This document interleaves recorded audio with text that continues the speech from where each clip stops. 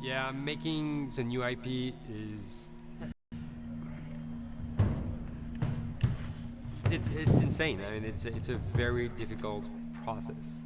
You have been making Uncharted 1 and Uncharted 2, just kind of like momentum. And then suddenly that momentum like just drops, stops. It's a very challenging process to create a new IP, and you're gonna fail. New IPs are really hard. They're hard because you don't know what's fun to this. You don't get that controller in your hand for like 6 months to a year. You don't know what it is yet. I remember like ages ago coming on the project and what are the infected gonna do? Like, what are they gonna do? They're gonna behave like this. I'm like, okay, we're like trying to imagine what's gonna happen. Fast forward like 4 months, they don't do that at all because it didn't work, right? It's hard mode, right? Like it's game development on expert. There's a big thing about making a game, right? Which is a game has to be fun. You get your first build where everything's working. You got player mechanics. You can walk around the world. You can shoot. You can melee attack people. You've got the AI in there. They're very intelligent, very difficult. And it's totally not fun because they snuck up behind you and murdered you in a second, and there was no way to figure out what was going on. We're making a game, by the way. Hey, James.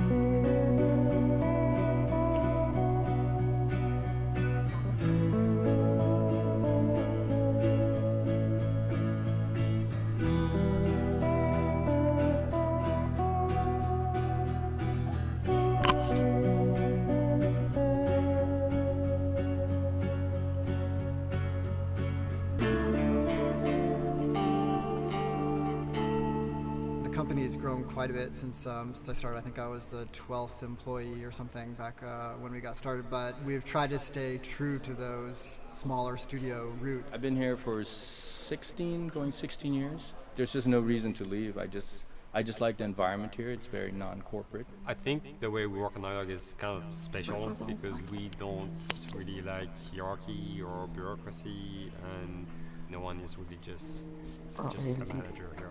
Naughty Dog has a very flat structure. We pretty much all report to the co-presidents and the game directors. I always tell people when we hire them, just like, my job is going to be able to trust you, and that's what I want. I want just to give you something and just you go with it. And collaboration, and we believe in the people making the game working directly with each other. We have designers and artists, animators, all mixed up. Anybody that's working on the same tasks, the same characters, the same areas, put them next to each other so they can communicate a lot better. We don't have a lot of meetings because if you need something to get done, you just walk over and you talk, and then you go back to your desk and you finish it up. And I really like that. I like when I just walk in the office and I see just a designers talking with the programmers or programmers over the animators and talking to them. I think that's when really the magic happens. Naughty Dog, we really try to cultivate a culture where anybody can criticize anybody else's work. And we encourage people to be blunt about it and not try to sugarcoat it too much. It takes too long to be nice sometimes. It's not personal. It's based on more like how can we make a better game. We want everybody to have a voice. We want to cut out all the bullshit if we can, making sure that people are making decisions not based on ego, but what is going to benefit the game. When you see that people trust your opinion and that they value it, it's such a great feeling. You really feel like you're working as a team on a collaborative effort. We want to sort of remember where we came from and you know why we were successful then, and try to continue that success now. We make games. Mauri, silencia un poco la Agustín, Mauri. Back when Uncharted 2 wrapped up and we decided that we were going to build the second team and create a new project, we kicked around a lot of ideas. One of the very earliest ideas was to go back to Jak and Daxter. It's really near and dear to us. We really love those characters in that universe, and we think that you know there are some interesting stories still to be told there. We started to realize that it was not going to do justice to the franchise that the fans had fallen in love with. It would be shifting it so far in a new direction that we felt that effort would be more justified in developing a new IP. Neil and Bruce came to Christoph and I and said they wanted to do a post-apocalyptic game. I think the core essence of what they wanted to do, though, was to try to tell a story about two people and how their relationship evolves over the course of the entire game. That potential. Oh wow, there is something very special about that game. This is going to be polished. Like, you're not sure if it's gonna work or not, and you have doubts. And like, should we be doing a game like that? Should we be doing a first-person shooter? Whatever. Like, you ask yourselves all those questions. And you know, the creative director and the game director are the core of the team that have to really see eye to eye. That's why you have that balance between like Bruce and Neil, and Neil's gonna try to push the just the story and the characters, and Bruce is going to try to push that with just the gameplay as well. And so it's kind of like those guys are just trying always to find the right balance between the two. It's a very delicate process. We feel that the interactive medium has an untapped potential to touch the feelings of the player. You have that connectivity, the fact that I'm actually in the world and participating in what's happening on the screen in front of me gives us some sort of advantage to make you feel connected with what's actually happening. At Naughty Dog, that's what we're trying to do, is pair story and gameplay together. If we can make you feel like you're actually with these characters on that journey, and you're invested in those stories and those characters, then you're feeling, in theory, the same thing that they're feeling.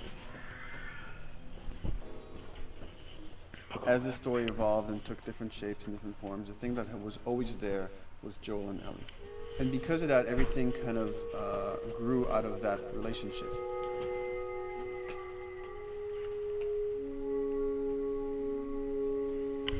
We've seen kind of that role of the anti-hero change, especially over the last 3 to 5 years, to where before it was like, you know, the thick-neck mercenary kind of guy.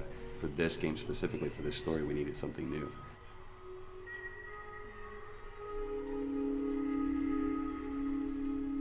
The reason we didn't want to make Ellie Joel's daughter do anything for his daughter, because that is what a dad would do for his daughter. They didn't even know each other at the beginning of the story. And we start from scratch. It's almost like the player has the same relationship to Ellie as Joel does. And we could take our time to build that relationship between these characters. And if we do it right, then the player will be feeling that same growth that Joel does. And we're kind of mirroring that emotional relationship between the two.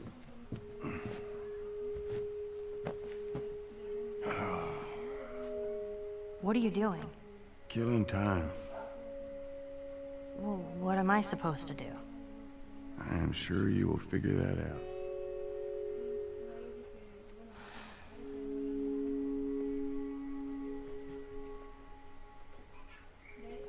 Your watch is broken.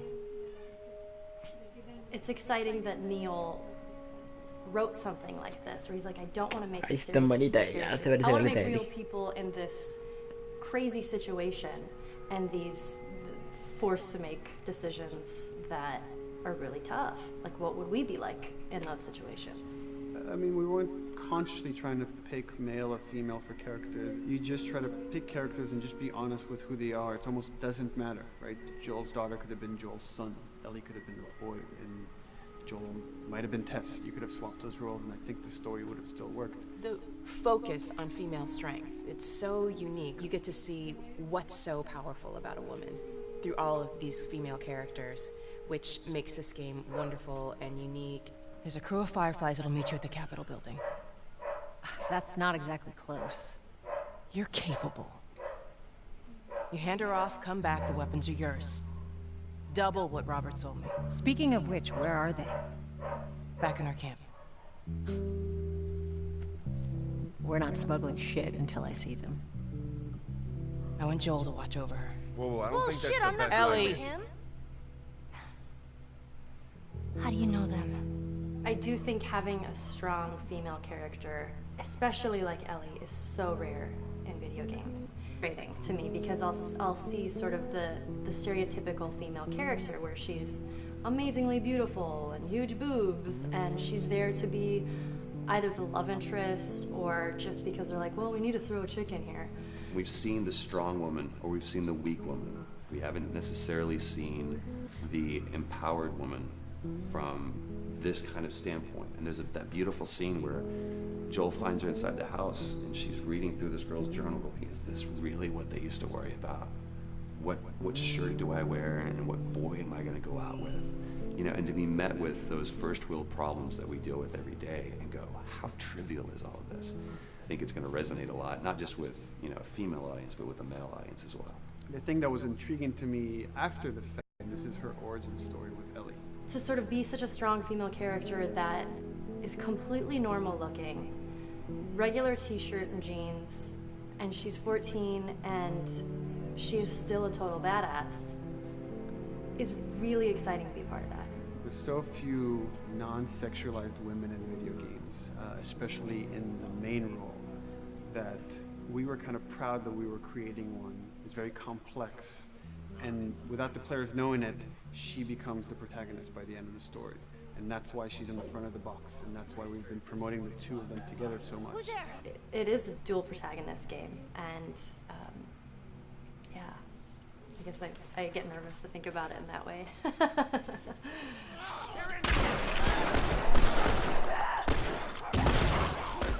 We couldn't talk about it. In fact, in interviews we've been lying about it, saying we never play as Ellie because it was so important for that to be a surprise. Sorry, journalists. Here we go.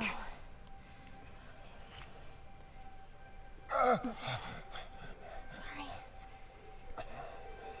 Hold on. That's it. The tone of the game was set pretty early on, that we knew that we wanted to make a really grounded story. We knew that we wanted to make the player feel the sense of tension and dread and go through the same emotional roller coaster that Joel and Ellie were going through. One of the things we kind of struggled with is to say, well, if we want to really ground this world and make it so like realistic, maybe we shouldn't have anything that could be perceived as a monster. Maybe like by just having an infection that just killed people, and it's all about humans and how they deal with this post-apocalyptic society and how different people decide to survive. Maybe that would be enough. And what we realized is because we're making an action game, a lot of the storytelling happens on the joystick. And once we remove the infected, it's like all of a sudden now we can't tell the story through gameplay of what happened to the world. And that's where we kind of went back and kind of brought the infected back in, because it lets you see, once you're fighting them, the threat that people had to deal with, that otherwise would just be very cerebral and people could talk about it, but you couldn't necessarily experience it yourself. In a novel that might work, in a game for us, specifically an action game, it didn't work. And from there, when we start kicking around those ideas, and we're just like, what would be cool just to play?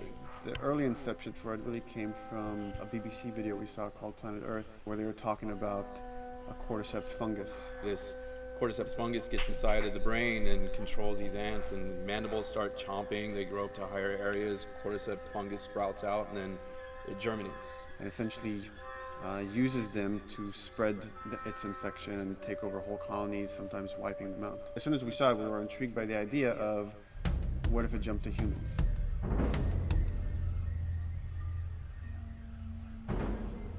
So what would happen? How would people react? What would happen to society?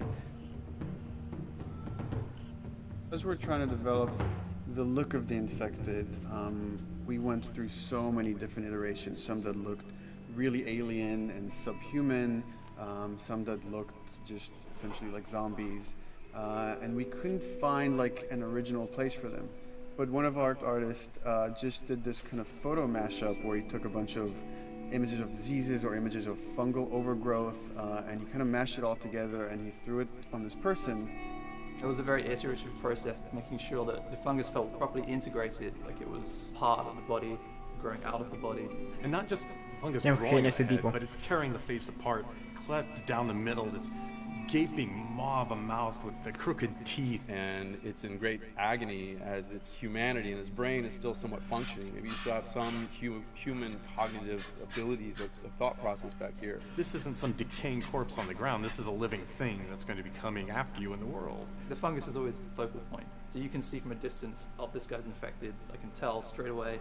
In fungus, they have these beautiful saturated colors, and we really like that conscious of this something so horrific that it's going to like stop at nothing. It's relentless force of death, and yet elements of it are beautiful. It's not just about gore. It's not just about everything about it being scary, because to us it's actually scarier when things on it are somewhat benign or somewhat beautiful. It was evident that we were onto something that was quite a bit different and something that we hadn't really seen before, which was eerily human but very disturbing. And it seemed so creepy and so unique right away we're gravitated towards it, and it's like, this is our base infected, everything should kind of come out of this look.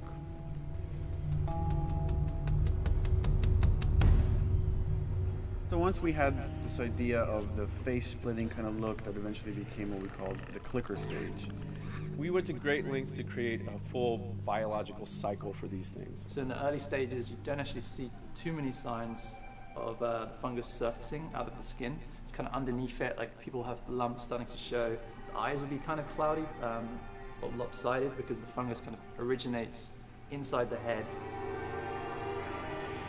That moves into the next phase, which is the clicking phase. And it's, or even some blind people can see by making a clicking sound, a sound that on its own wouldn't be very scary. And then to associate it with something that people in this world are very fearful of, so that as you're exploring an environment, all of a sudden you hear this click and you're seeing everybody just get frightened, just everybody duck, everybody hushes. Great.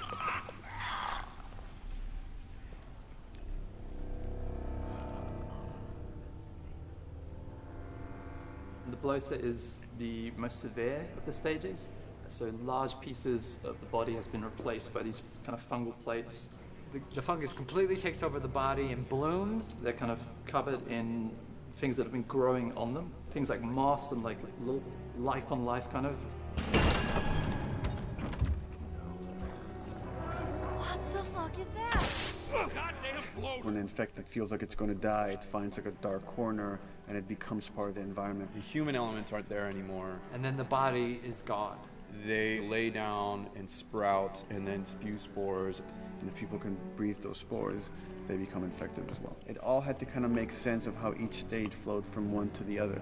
And that's hopefully how we've created a world that you can kind of look through it and understand the science behind it and say, I could buy this, I could get into this.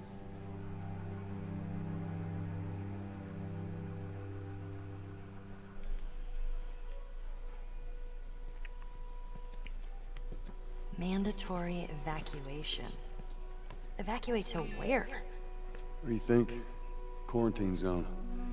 See, some places got a heads up before the infection showed up. Most didn't. Over the course of Joel and Ellie's journey through this game across America, you find all these different societies, all these different enclaves, and you get to see how do they deal with the infected. Without the manifestation of this infection, you can't have these people making those interesting choices.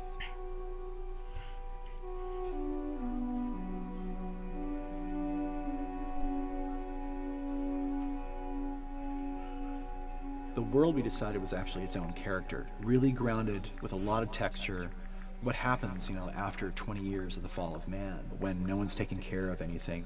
This book called The World Without Us describes in detail how much fighting on a day-to-day basis we have to do to keep nature back.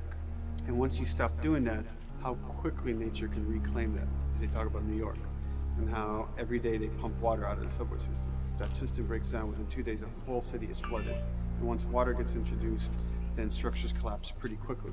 Trees will sprout, and wind will carry those seeds over, and gutters get clogged, and then when it rains, water fills up, and then pretty soon you have vegetation growing over there, and once you have vegetation, concrete breaks pretty easily for when there's a tree and the roots breaking through them. Even some of the stuff that we did on Uncharted, exploration of how temples were ruined, what if you took those ideas and put them in Pittsburgh or Boston? And obviously right when that happened, you can imagine that being pretty terrible to look at. But you think about 20 years later, and with rainwater filling up those sinkholes and then those becoming like little marshes with lily pads in them. We had this wonderful piece of concept art we developed really early on, and there are all of these wild animals that have escaped from a zoo and over the past 20 years have bred, and now they have herds roaming these cities. And that's something that tells you that life goes on and this world is worth saving.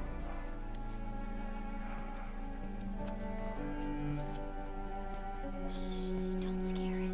I won't. What are you doing? There's something really pretty about nature reclaiming its domain once we are gone.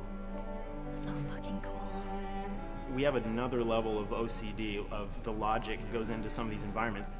water damage seeps in, and then that creates some little moss growing on the floor, or a tree radiates energy from its base, and that over time starts to melt the snow around, and that's the reason why you'd see those like rings of leaves showing through in the snow. That gives it that extra, you know, believability. This is pitch art. I'll try to start with an idea that conveys sort of the feel of the environment, something, and conveying a mood. This is sort of just a conversation starter, and then this would be more of an actual space. So you start talking about, is this too tight of a space right here? Would the player even fit through there? Do we even want to include water? Those are conversations you start having a little bit later. And then it usually needs several more passes back and forth in order to be tightened up to be the experience that you would see in the final product. So, dude, I was actually trying to figure out right here, there should probably be some dead foliage. It might be cool to see some of the dead stuff around the edges of the green, or like even spilling out into the street. Maybe what we do is, in some of these areas, we use it as like a transition to form from the actual concrete to the side of the building, so like they're almost sitting on top of a bed of dead foliage, like that really rich kind of like orangey brown color. Sienna or something would be nice. Something real cheddary. That's how you know you're done. The end product often ends up being stronger because that bouncing back off somebody else gives you a result that maybe you wouldn't have even thought of in the first place. All right, here's the bridge. That's our way out of here. As far as concept art goes, definitely the ultimate goal is just helping everybody as much as possible. Me and the background artist will work together. I'll often just go to them because they've got like a really, really good like visual imagination. At some point, you came in almost like flat on. So that's kind of good because the bus station is right in your peripheral view, and you're probably going to enter the bus station. You're probably not going to get lost. But it doesn't at all utilize this cool architecture here, like the bus station sign. Like that's a really distinctive silhouette, and it's a really interesting sort of architectural detail. So we changed the entrance. Look at that. Another city, another abandoned quarantine zone. I think it's a better composition anyway. It's not so like symmetrical. And I think that was done so that this sign read better. If you didn't see the word bus on it, you might not know it's a bus station. So I think that helps. Everything we're doing in the environments is relating back to what you should be feeling in the story or what's happening to these characters. Was that everything you hoped for? Jury's still out. But man, can't deny that view. Come on, this way. When we first came up with Ellie and Joel, we had this idea in our heads of who they would be, but we didn't necessarily know the voice. It took us a while to find our Joel, but for Ellie, I think Ashley was the second or third candidate to walk in, and right away we knew. Why are you so scared all of a sudden? Because I'm a coward, okay? So just get your shit. Let's get out of here. Damn it. I'm not like her, you know. What? You think I'm gonna end up like your daughter? The way she delivered the lines, the way she just embodied that character is like, that's Ellie, there's no question about it. I saw the character artwork and I related to her a lot. I mean, she's kind of a tomboy and she's kind of tough, and I mean, obviously I'm not 14, and Buy me a stack of these bad boys instead. Where'd you get that?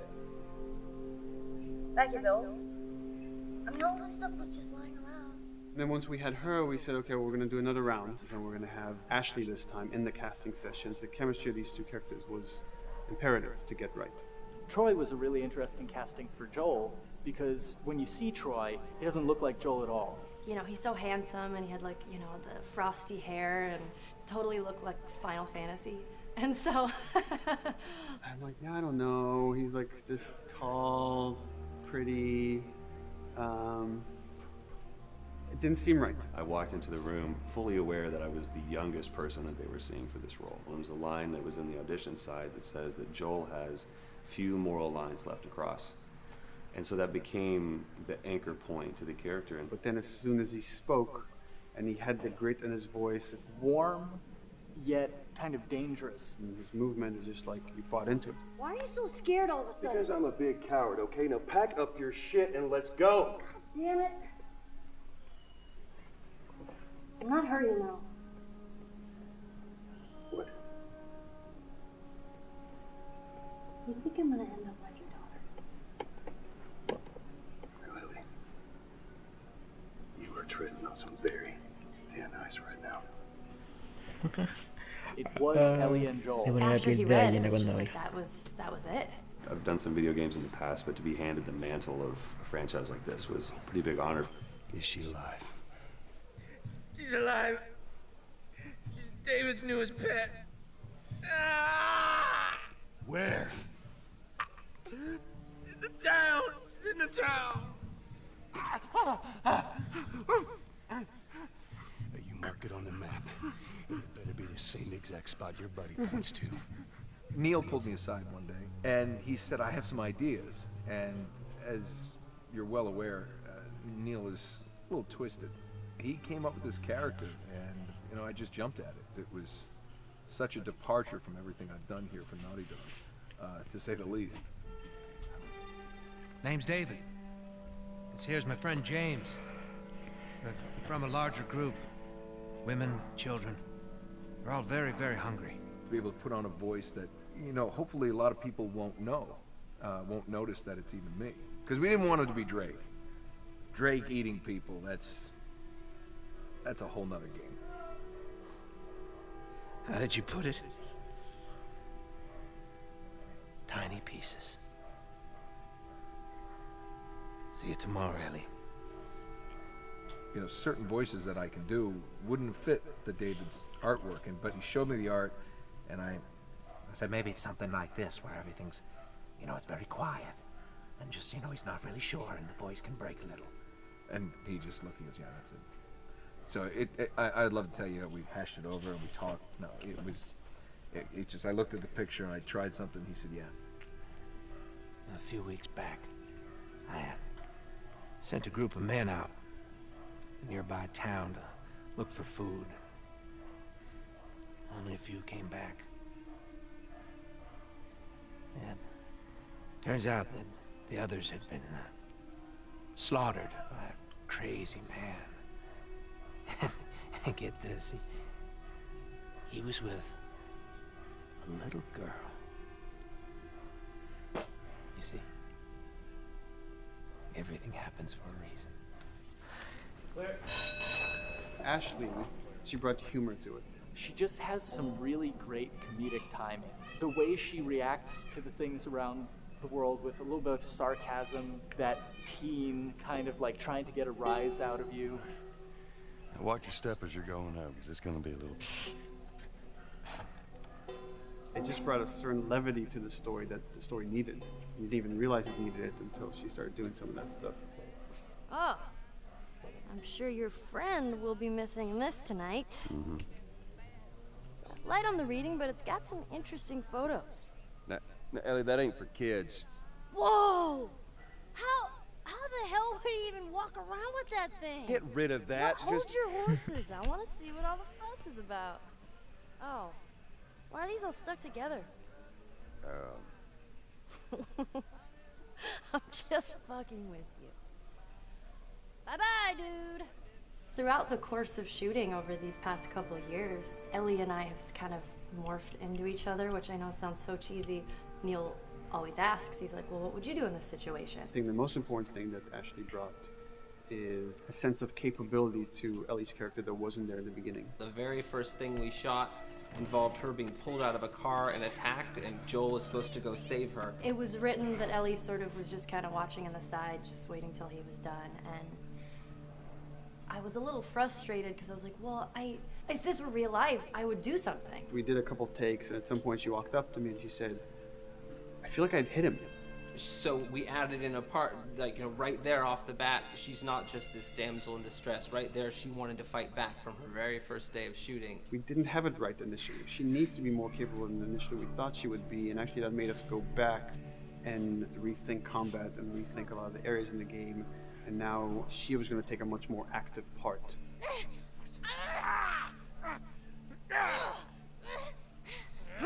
Anything that requires, you know, a lot of body movement, we do with the actors on the mocap stage. And we try as much as possible to use our actual principal actors, use their body motion as well as their voice. We captured all at once there on the stage. Having the actors perform as well as being recorded at the same time was imperative to get an accurate performance. Because every time you split up the performance in any way, you lose some of that magic where they did a gesture or they delivered the line a certain way. And those things have to be in sync, or there's just something subconscious that's like off-putting about the performance when you don't do it that way. You are treading on some mighty thin ice here. I'm sorry about your daughter, Joel, but I have lost people too. You have no idea what loss is. Everyone I have cared for has either died or left me. Everyone fucking except for you. So don't tell me that I would be safer with someone else, because the truth is I would just be more scared. It gives you the most authentic, most realistic performance, because you're actually there, not just making your own choices, but making your own choices based on the other people that are involved in that scene. So you get this truly natural approach to things, and it shows up. It's like theater in the round. You can do anything from any angle, and the smallest, most subtle thing we'll be able to pick up. There's no place to hide. So you have to be as prepared as possible, because you have no idea which moments they're going to use. There are these little improv moments and, you know, little nuances that you get that probably isn't scripted, that just comes out of play, you know, while they're performing. That mistake that is just blossomed into a really good idea. Did we improv on The Last of Us? Yes. Yes, we did. Doing this was a whole lot like being 5, playing in the backyard with a stick, you know, and this is my machine gun, and, you know, and a pine cone is my hand grenade. It's all your imagination. I'm doing the exact same shit that I did 45 years ago. I just get paid for it now. We square. We're square. And get the fuck out of my town. I don't do a lot of voiceover work, so for me it was nice to be able to work off of your other actors. I can't imagine it working any other way. I'd never done mocap before. I didn't know what to expect. The suits were crazy. Yeah, the suit gave me wedgies. Like, deep wedgies that I had to pick out with my middle finger. Se parece a Miles Morales de Spider-Man. Es el mismo actor. Sexy I look in a motion capture suit. I look like 10 pounds of sausage in a 5-pound casing in that thing, man. Once you get past the fact that like everybody else and you look like weird clown people with these little dots and stuff, once you like give over to that, it really was pretty easy to make it just feel like you're in the moment and in the scene. Everyone that was on this is a slam dunk. This isn't just another gig to them, and that creates a really cool energy for people to really start experimenting and playing jazz. Floor is yours. Action.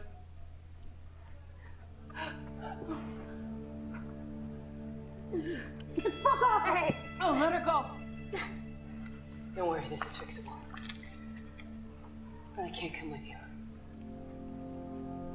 Well, then I'm staying. Ellie, I want Joel to watch over her. Oh, no. Bullshit, I'm Ellie. going with him. I could just take her to the North Tunnel and wait for me there. Jesus Christ. Just cargo, Joel. How do you know them? You know, we craft the scene out until it has a good feel, and then we pass it off to animation to clean it up. Real life motions don't necessarily always translate into gameplay. There's something that's usually missing, so we have to, you know, maybe enhance the gesture or enhance the shoulder movements or a breath that you want to be able to feel, but you don't really see it, so you can't really feel it unless you see it. Is everything all right? Yeah, everything's fine. I could have him lean in here a little bit more, like this, take his hand down. When they're on stage, they don't necessarily have windows, you know, so that weight of like really pushing and leaning in, it's something that we would have to accentuate. You know, give him a little bit more weight on that turn, or put his head down a little bit more. There's a lot of dialogue that gets said between the two characters. We have to bring that alive through animation, and we have what we're using as gestures. Why would they mow down all these people? Can't let everyone in.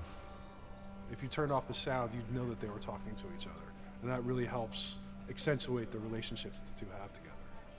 We have certain animations that play in the beginning of the game on Ellie. She's traveling with Joel, who she doesn't really know. There's a lot of gestures to make her look nervous, just her overall stance.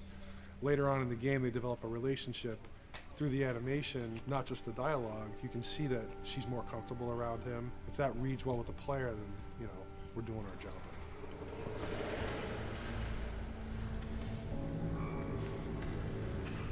We want her to look scared. When she gets a gun, we want her to look scared of the gun. So if she's gonna aim, she wouldn't be like super trained aim. She would be more like some scared.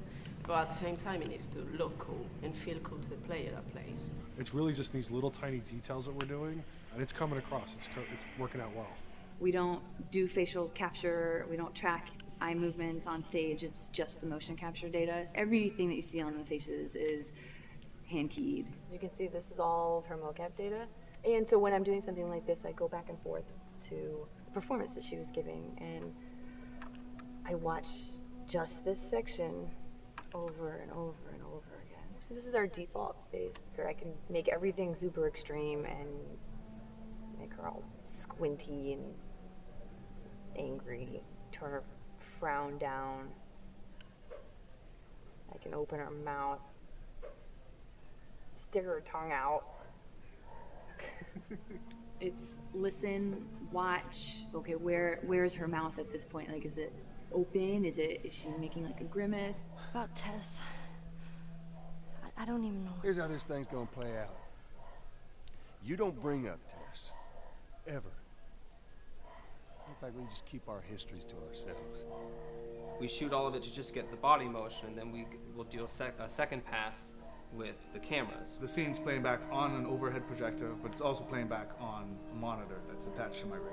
Sean and I would go to the stage and motion capture the camera filming the scene, and so he would get a whole wide shot, a whole close-up for the whole scene. You know, you can change your lenses, you can use your standard 35, 85, 50s, whatever, all that sort of live action camera cinematography, you can apply it on stage.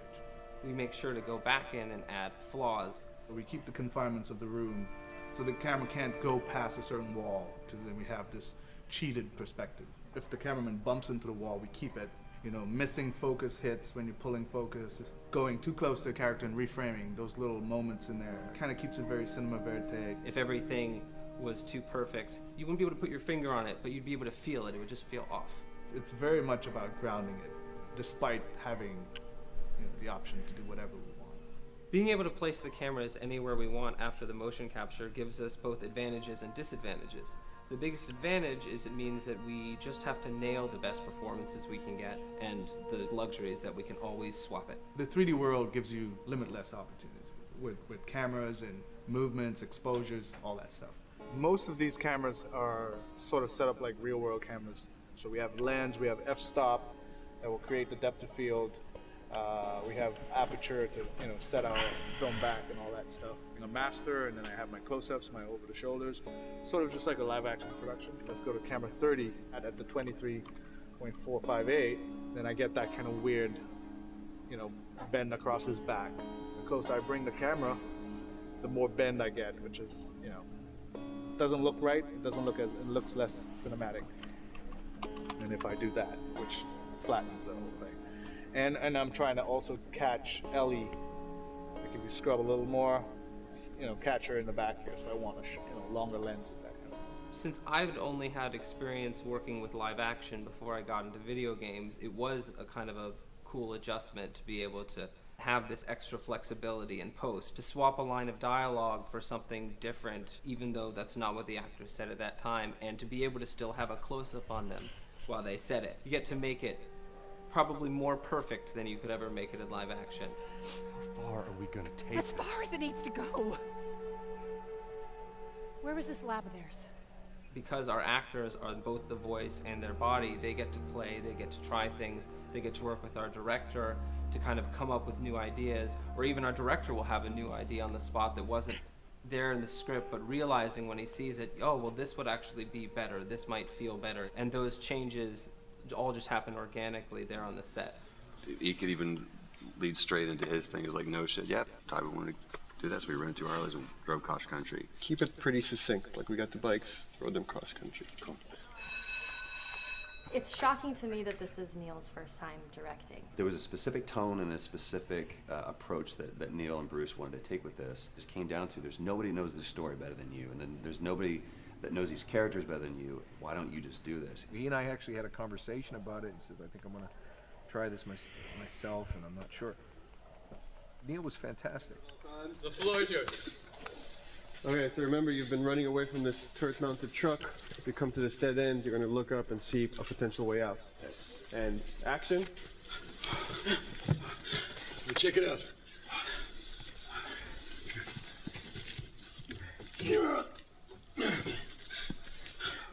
I mean, his writing is honest, and it's dangerous, and it's natural. And I love his economy of words. He doesn't hit everything on the nose, so it leaves it open for you to interpret and bring some nuances and things like that. The entire process is collaborative, but really it's led by Neil's willingness to change and flow and decide something doesn't work, you know, fix it right there in the moment. And it is something that's very foreign to the way that TV and film is done now, where everything has been micromanaged by the time you get it to the table read, and no one wants you to change anything, and everything's very precious and has been rewritten with notes from 20 people in suits, and you can't do that just anywhere in entertainment these days.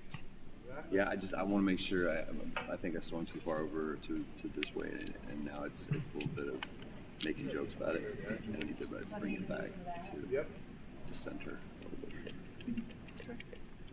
There's one scene in the game where we see Joel not as a ruthless survivor, but as a father. I knew from the very beginning he was gonna lose his daughter.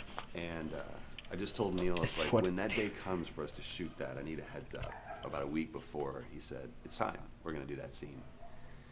I was like, okay, because I knew that I was gonna have to go to this place that you don't really want to go to as an actor. You want to find some aspect of reality that you can empathetically draw from, you know? Troy and I were both kind of just like walking around for a while and just kind of getting into the zone, and well, my grandpa died when I was 8.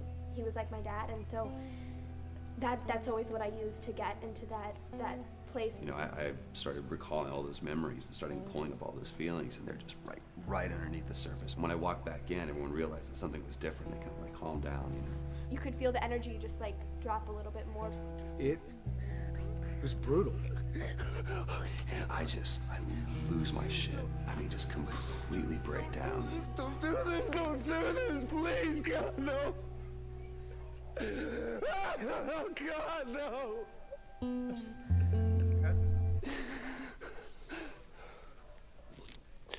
The soundstage was deathly still.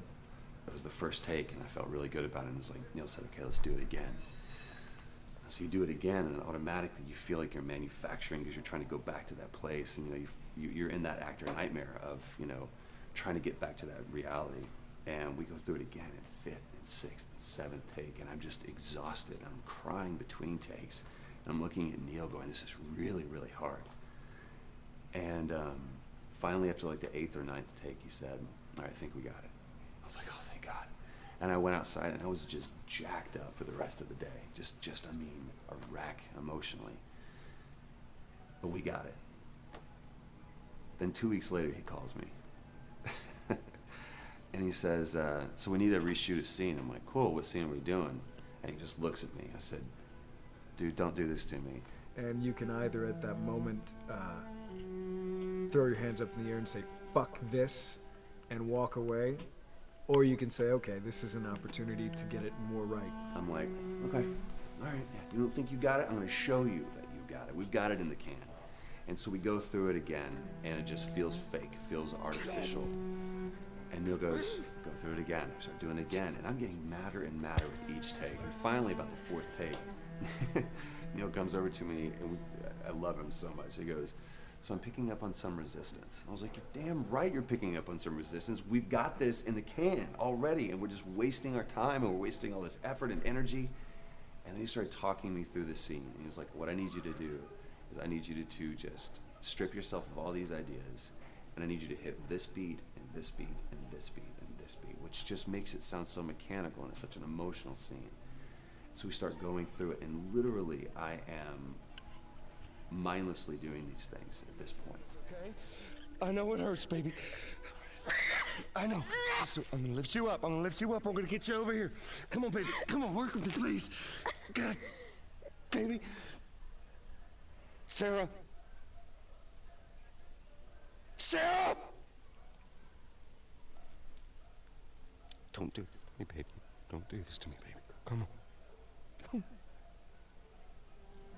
he stops, he goes, now we got it. And I realized that the reason why I wanted that first take to work was because I wanted everyone to look at me and go, wow, what an actor. And that's not what the scene needed. Those moments where you just have to sort of calm your ego down and just go back and do your work. That scene actually works, not because of me, but in spite of me. And that really is the marker and definition of working with a truly good director. There are many like it, but this one is yours. Why don't you have a seat?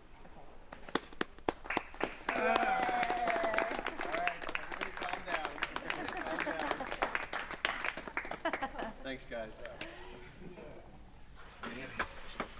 The director's chair. Working on the project, we knew we wanted to have a pretty minimalist soundtrack. And we had a folder where we just throw music in there. Looked at the folder one day and we saw, we have a lot of stuff here from Gustavo Santaolalla. We're looking for a composer. What if we reached out to him? Oh, no. Sarah. Move your hands, baby. I know, baby, I know. Listen to me, I know this one. You're gonna be okay, baby. Stay with me. I'm gonna pick you up. I know, baby, I know. Come on, baby, please. I know, baby, I know. Sarah. Baby.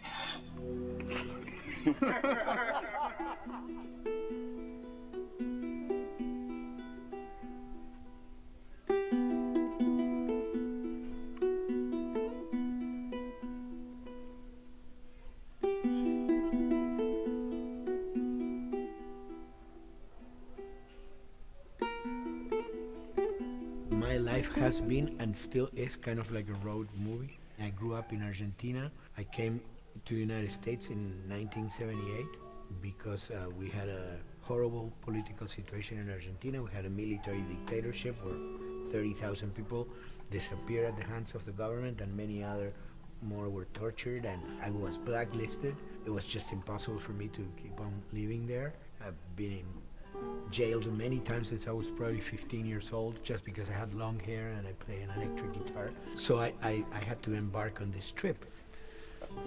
I can relate to that kind of need of movement and going to the next place and the next place and the next step. I'm always attracted to the possibility of getting involved with a project from the very beginning. I like to work from the script and talking to the director. It's never been, oh, give me a piece like this, or give me a music that's this. It's just been very high level. Here's what the story's about. Here are the themes. Go write some stuff. Since I don't know how to really read or write music, the way I produce music is actually recording it. So I like to come early in the projects, and I did in The Last of Us.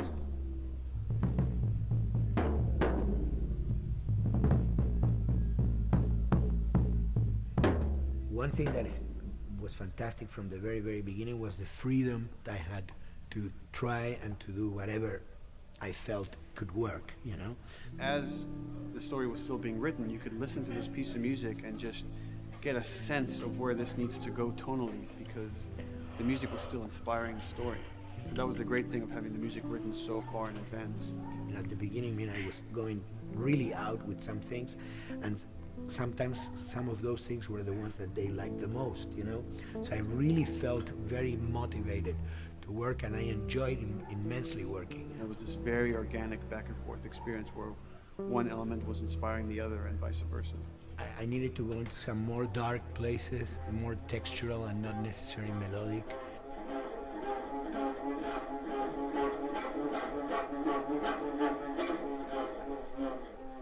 I'm always trying to sort of push myself into playing instruments that I don't know how to play.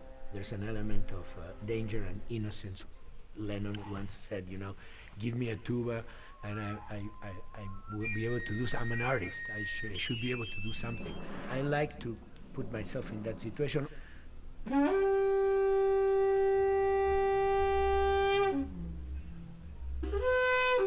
So these are just PVC pipes, the one you use, you know, in construction.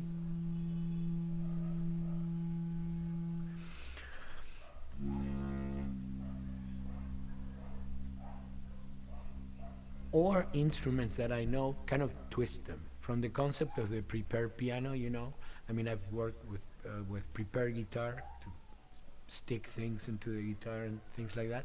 And also in The Last of Us in particular, I work with the detuned guitars. I really tune the guitar extremely low, and the result is, you know, strings that are very loose and will produce not only sound but produce noise.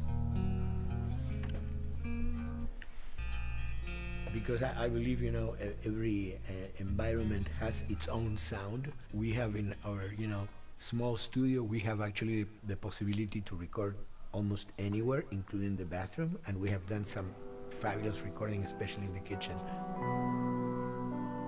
When you score to picture, which is something that I don't do, then you know what you're gonna expect. But when you provide people with music, like I've done in all the films that I've done, and then you see it, how the director decided to use that, you know, in what particular way he uses it or where they edit it. It's always fascinating to me. I watch a scene and I'm going, you know, it's fantastic how they use this piece. I would have never, of all the music that I've done, probably I would have never used this piece there, but it works, you know, great. So I like that feeling of collaboration.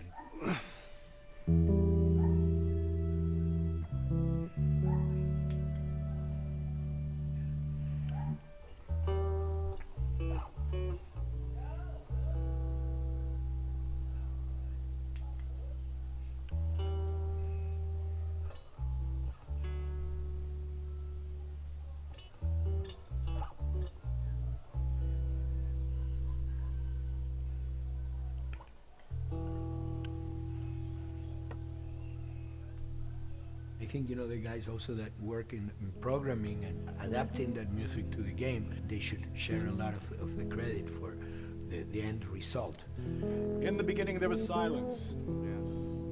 Then they hired sound designers. Then they regretted that decision.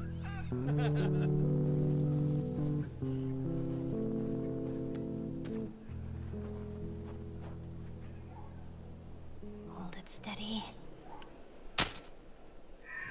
Ha! Got you! In a much quieter environment like that, we really had to fill out the soundscape with much more natural sounds, much more detailed, delicate sounds. The tension comes from the lack of sound, in a way. Your brain is thrown off because we're expected to hear buses and crowds. All of a sudden I hear wind and leaves rustling. Again, it's creepy and beautiful at the same time because it's almost like I'm going on a hike, but I'm in a downtown area.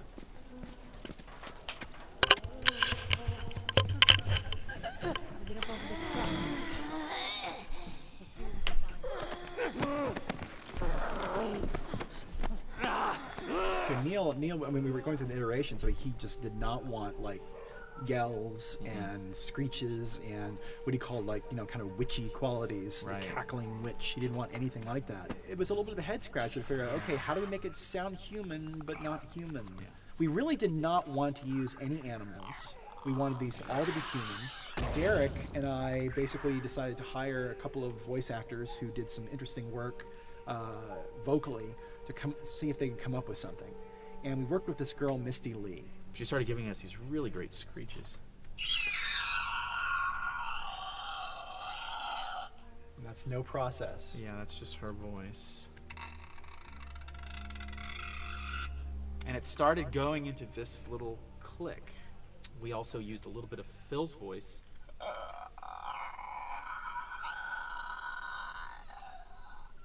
We'd combine that also with an occasional that's just me, you know, moving my tongue.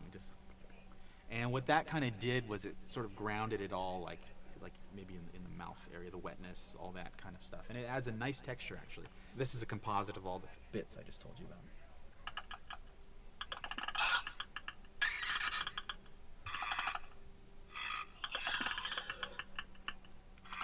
Snapple bottle. Oh, the lid? Like the lid, yeah. Hey, that's a good idea. Fuck, where were you guys like months ago? Why didn't we think of that? Why didn't we think of that? Stupid.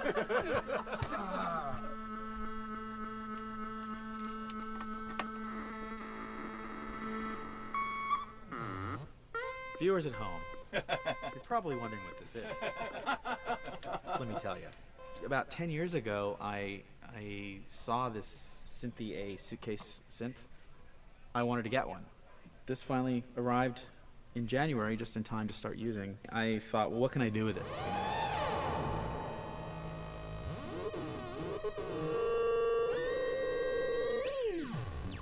In Lakeside, there's a whiteout that happens, and this thing has a noise generator, which gives really convincing wind sound.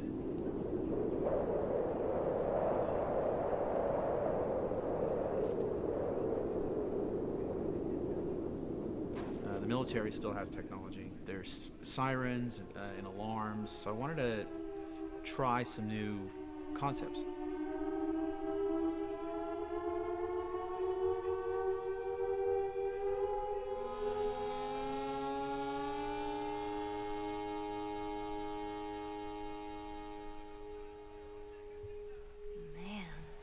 What? Nothing, it's just... I've never seen anything like this, that's all. You mean the woods? Yeah. Never walked through the woods. It's kind of cool.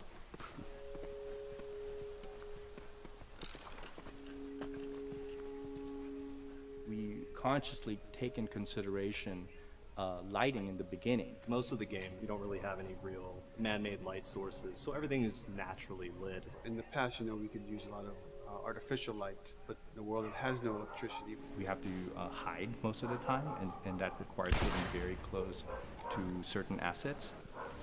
Just stay back.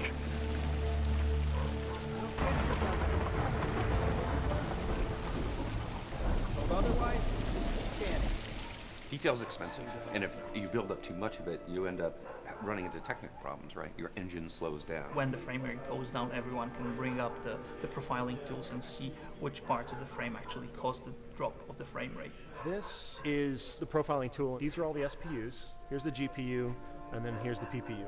You can see, like, here's the main process, and here's all the sub-processes, and you can see, tells you, like, how many milliseconds and cycles it's taking. The programmers are whiz at modifying this stuff and realizing, oh my god, why is this thing so big? We're taking 10 milliseconds on this thing. And then that's when they come over and find somebody and hit them over the head with a club and be like, why are you doing this?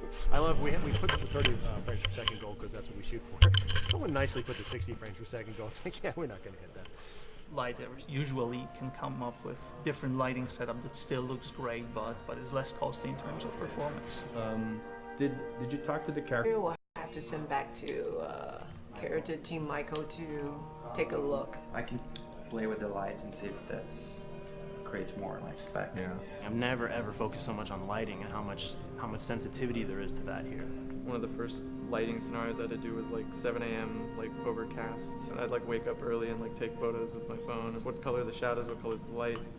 It is a master's course unto itself of how to deal with ambient lighting because I've never had to use it so much. Man, this is kind of sad. What is? All this music that's just sitting here. No one's around to listen to it. I don't know. It doesn't seem right. All the characters cast soft shadows onto the environment. Even when there is no direct sunlight or no direct light sources, we still have nice fuzzy shadows. When you're walking down the hallway and you see your soft shadow goes along with you projecting on the wall on the environment, that make everything look real.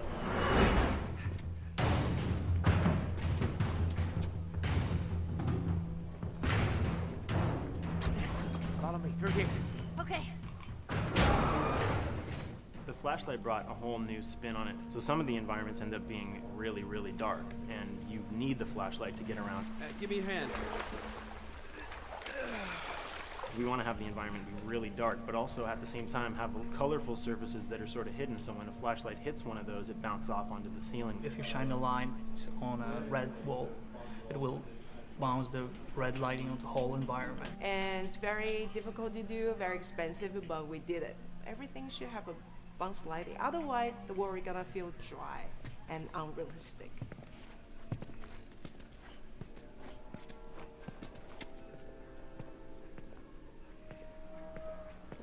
I guess this is where the assholes sleep. I mean, slept.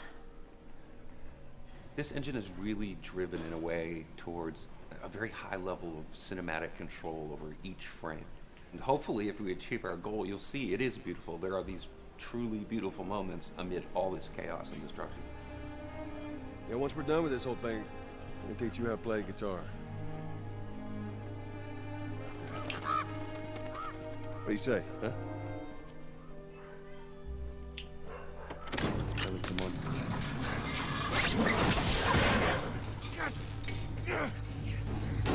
I got you. Damn it, Bill. Storytelling would always want to be subtle. They would always want to keep the world grounded in reality. But gameplay has requirements where the player needs to see this thing. The player needs to immediately know that the enemy is attacking, that this room is dangerous, that this room is a puzzle that you have to solve. What are the things that we can do on the joystick to make you feel the same way that these characters are going to feel when we get to this next pinch point in the story? There's a turn in a scene that we need these characters to take, and we need you to feel it or understand that, and that means you have to play it. Sam! Oh, thank God. Gotta keep running. Ah! Doorway, over there. Run!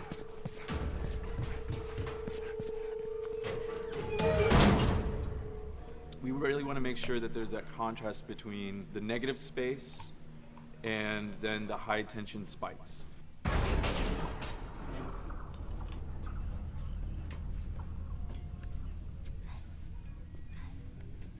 A lot of times we won't play music, or we'll play very minimal music just to let you know kind of the state whether you're still in stealth or combat has broken out. Hearing someone's footsteps or hearing a person breathing on the other side of the door has so much tension to it.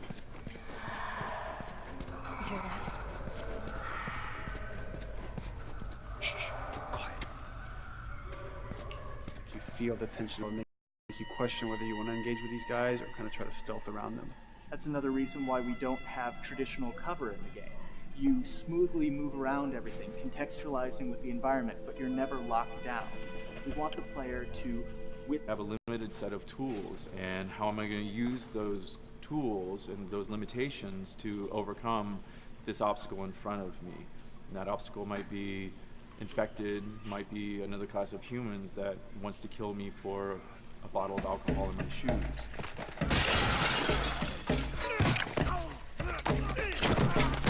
It was important for us that we don't underplay the violence, because then the threat doesn't seem as real.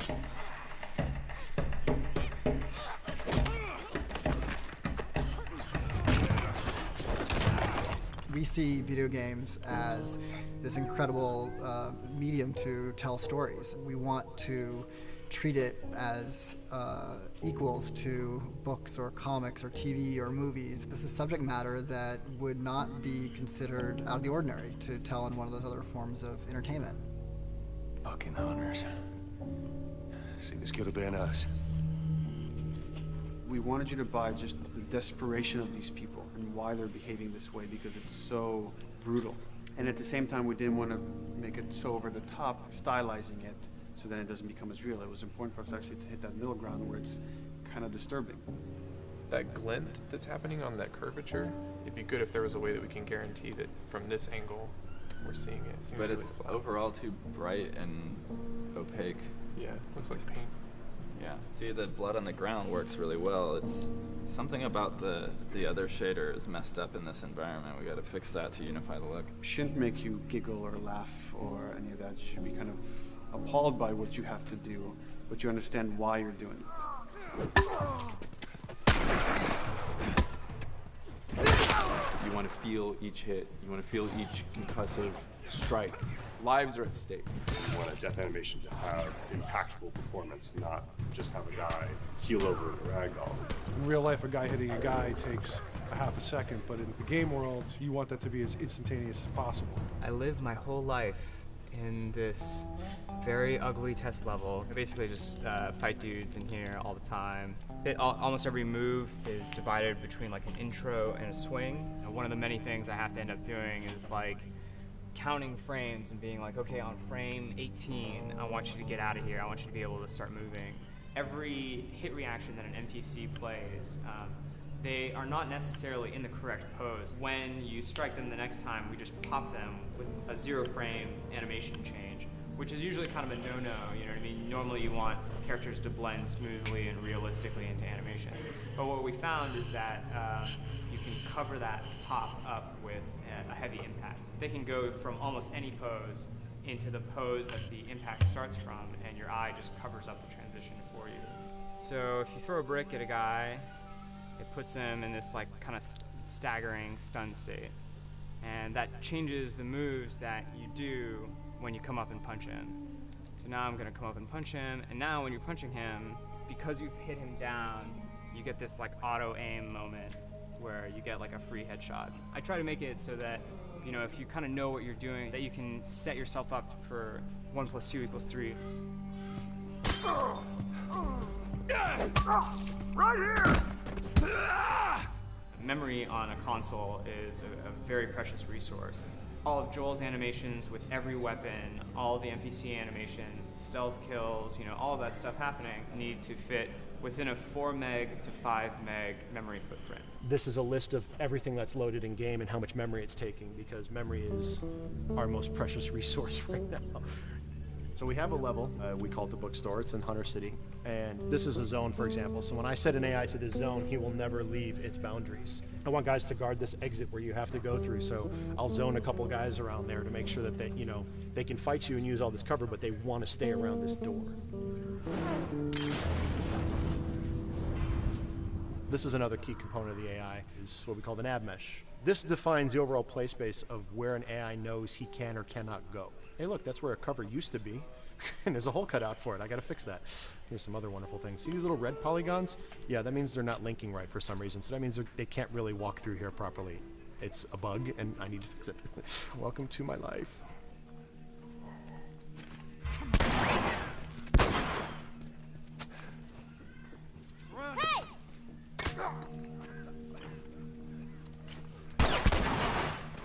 If you look at a lot of games, NPCs are usually only alive for, you know, a few seconds before the player ends up shooting them and then they're dead. We want our guys to be much more dangerous and much more threatening, which means they have to be alive for longer. They need to exist in the world for longer, which means you as the player can witness them acting out their behaviors for longer.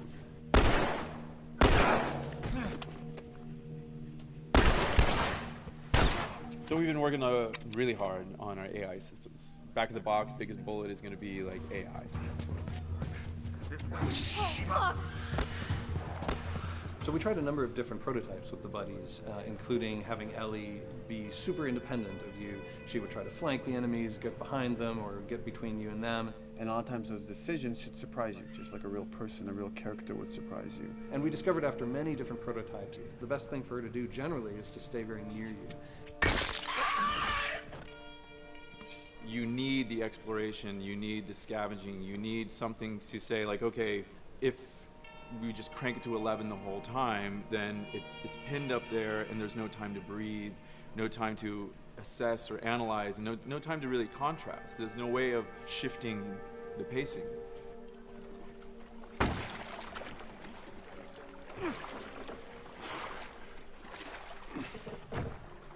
Puzzles are really weird, especially like Naughty Dog puzzles. I think they're very simple and satisfying. Most of this puzzle is strict exploration. You can see the ladder here, you can see the pallet there, you can see a clear route up to the ladder. So you're like, okay, maybe I have to get Ellie to the pallet, push the pallet over to this side, and like Ellie will climb up and lower the ladder. So that whole part is like, that's not a puzzle, that's not regarded as a puzzle, but when you feel like you've got to the solution and you're like, okay, I'm going to climb this ladder, and you climb it, it breaks off, hopefully then the player will feel a little bit stumped and they'll be like, I'm not really sure what I am meant to do now, and so this is where the puzzle starts. Hopefully at this point, like all of the elements that the player needs to solve the puzzle are very familiar to them because they've been through the previous exploration beats. They're improvising with elements that are at their disposal. That's a really sort of like strong theme throughout like The Last of Us. Like you're a survivor, you'll take whatever tools you're given and you'll use them in like creative ways to survive.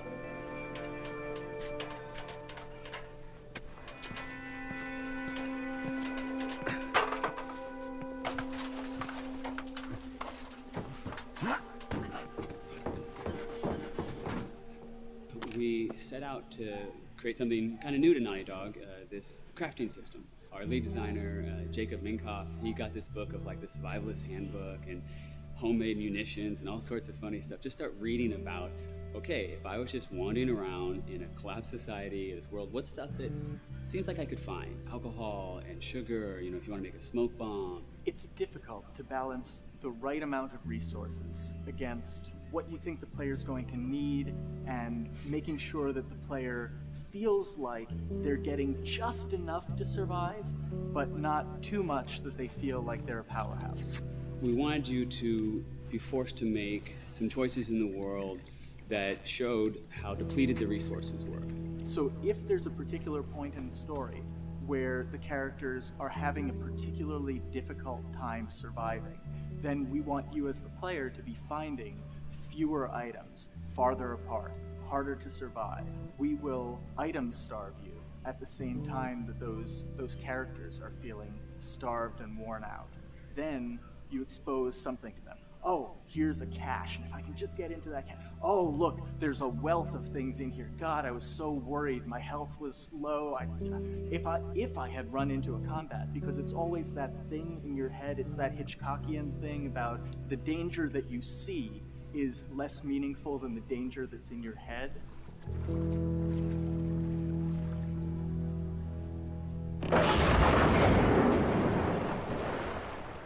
When we're designing the levels, you know, it's nice to have the stuff that we know people are going to encounter. You know, we kind of call this some of the critical path stuff.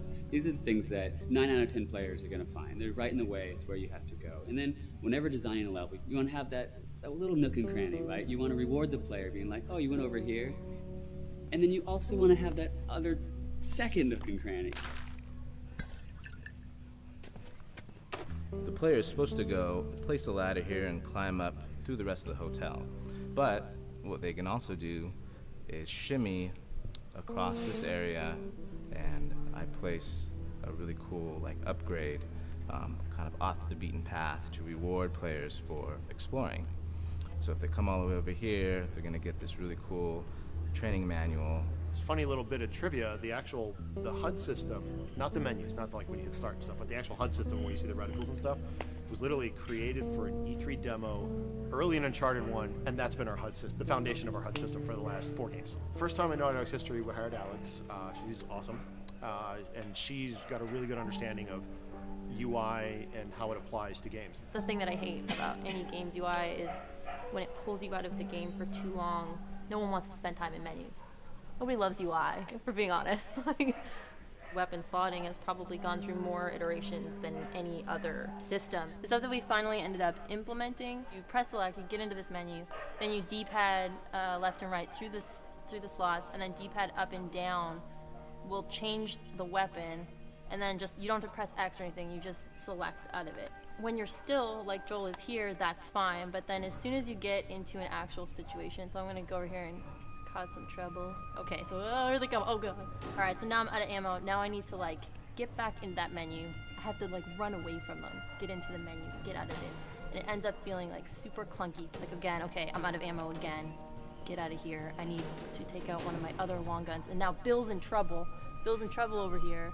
And I've got to like I'm in a menu now and it's like, oh shit, whoever designed this UI is so bad. Like, what were they thinking? Bill's gonna die. In theory, it worked, but then in practice, it felt a little clunky. We wanted it to be the absolute minimum amount of button presses. You don't say to yourself, oh, I'm never going to be able to do this in time, so I'm just going to give up. I'll die, I'll restart, let me try again. You want to always make the player feel that there is a way to survive. They can just do this fast enough. And like what's going to go in now, if you just left, right, D-pad, through this stuff, you swap out your guns, like between long gun and short gun. if you're now on this gun and you were to hold X to pick your gun. So it all happens within the same system that you're using to slot the weapons. The first iteration that I did on that was awful. It just took way too long to get in. It was just a mess. QA was so upset at me like all the time. I'm sure they hate me now because of that system.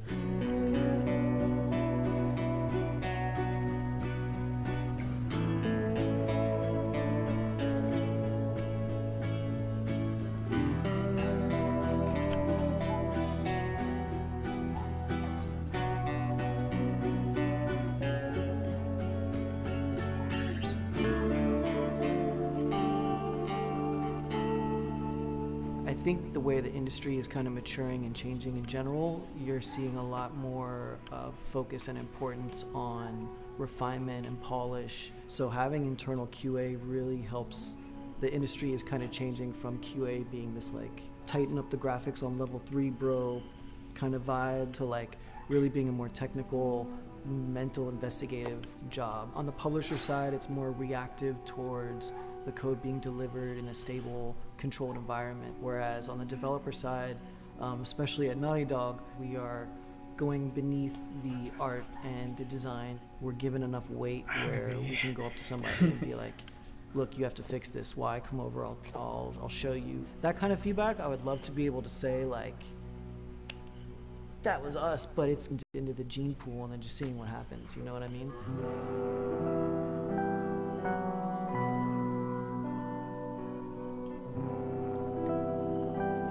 Everyone's working all the time now. But like I tell people, like 7 weeks and then you can have tons of time off, enjoy the sun, you know? But for now, it's like, this is it for everybody.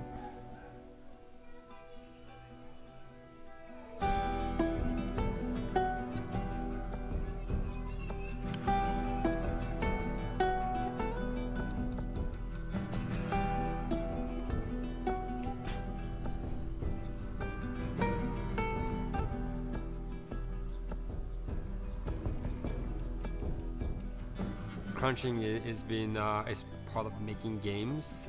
I feel it's human nature, right? If I'm gonna have a guest at home that's gonna come for a couple of weeks, I'm probably gonna clean their room just the day before they arrive, right? And I think it's the same thing. It's just like everything comes together at the end. I personally enjoy Crunch. I think you get this like absolute laser focus because it has to come together. There's a camaraderie that also comes There's a camaraderie, totally, yeah. The vibe is everywhere, you know what I mean? Everyone's kind of like giving it 150% at this point. We're getting there, right? You start to get these glimmers, and I don't think anyone who doesn't make games realizes how late in the process you get those glimmers. 1 week before we shipped that press demo, we're all like, this kind of sucks. What's going on here? It's like, we need to dig down and find this. And in 1 week, the fun came together. Like you're shooting at a guy and then somebody flanks you and you hit him and you avoid the other guy who's shooting you and then you flank and go behind cover and you're like, oh, that 5 seconds in that 15-hour game was really, really fun. How do we make that 5 seconds happen thousands more times? My favorite video game is making video games. It is as challenging and as complex and as interesting. If we had to like try all the things that didn't work, what's hard about Crunch? It's like marching through that swamp of it not working. I mean, nothing's ever really final because you can always make something better, always. So we're constantly changing and constantly reiterating and trying to make it better and better and better pretty much until we ship. As an artist, you're never really happy with your work. You could be given like 100 years to work on something, you'll still find things to nitpick and things to fix. Yeah, you can work on the game for 10 years and you'll still be crunching at the end. So it's like, okay. All of a sudden, it's like getting ready one morning in the shower, and I was just like, oh yeah, I'm about to ship another title, and this is going to be a really good title, and it gets you excited, and you're like, all right. Do I think the game's going to be good? Yeah, it's going to be awesome. I think it was good a little while ago, and now we're going to make it extra kind of good. amazing. Yeah. What it will take to get there in these next 5 weeks is going to be a lot. I'm excited. I have faith. Every time we're shipping a game, it's terrifying. You just hope for the best. You don't know, right? I mean, people have different opinions. We have to go with our guts, and I trust the team just to pull it off. This, hands down, is the hardest, most challenging thing I've ever done. We sweat a lot. and we worked a lot, and we all went home tired, you know. But I think that's what's you're going to see that on the screen. I think it's going to pay off. Ellie. Ellie. What? The ladder. Come on. Right. After David, Ellie's visibly distant. You could have done a cutscene to show, hey, you're being very distant, and she's not responding, but to also do that in gameplay to where it's something that you've done just countless times throughout the game with, you know, let me boost you up here, get the ladder, bring it down so we can do this systemic thing, and the character responds with that, and you have to actually go over to her and go, hey, come on, the ladder, we've done this, let's do this. It's a subtle choice. Like Bruce and I talked in the beginning, is like we have these mechanics, how can we exploit them in a narrative sense? And that's one of those opportunities. I just think it's incredible that that happens in-game. It's not a cinematic. You know, it's something that adds weight to that controller when they're playing. Wow, so good! Let's go eat. Let's go eat.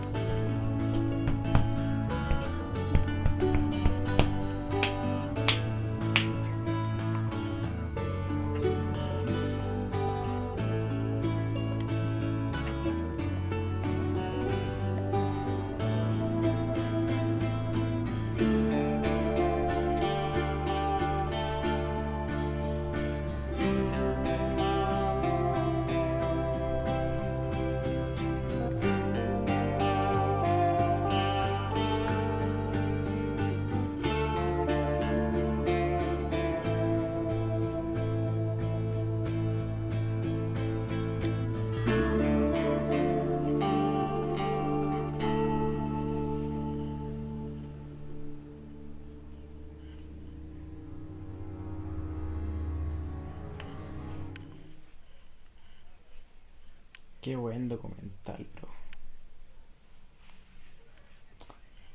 Qué buen documental.